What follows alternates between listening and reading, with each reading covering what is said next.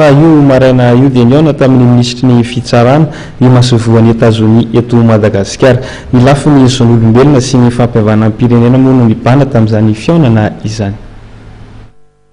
Ny fampiavana pirenena sy ny fiara-miasa eo amin'ny lafiny fitsarana indrindra eo amin'ny fanatsarana ny sehatry ny fitsarana malagasy no nibahana tamin'ny fiaona amin'ny ministry ny fitsarana Ramatoa Noeline Ramanantena-Soa sy ny masovoan'ny États-Unis eto Madagasikara Andriamatoa Robert Tiamet Umaranium. Raha ny fanazavana mety masovo Amerikana dia efa nisy mitsingana lehibe mety ministry ny fitsarana teto Madagasikara nandritry ny herintaona nitatana ity ministera ity.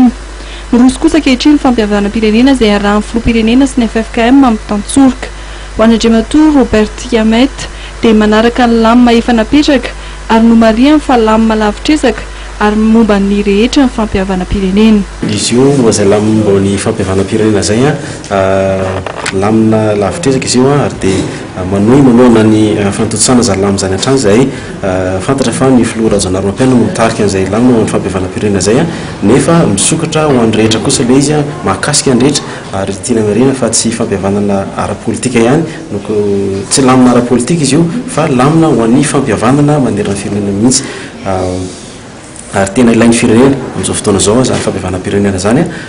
ka dia midera ny filoham-pirenena malagasy ny amin'ny fitarena zany ezaka zany midera sy misaotra ny koa ny FFKM amin'ny fitarena ara-bakitena ilay fampiavanana ary raha fahafantarana azy dia efa kely sisa dia isokatra ho an'ny rehetra hatrany amin'ny faritra zany fampiavana pirenena zany ka dia ampirisihana hatrany.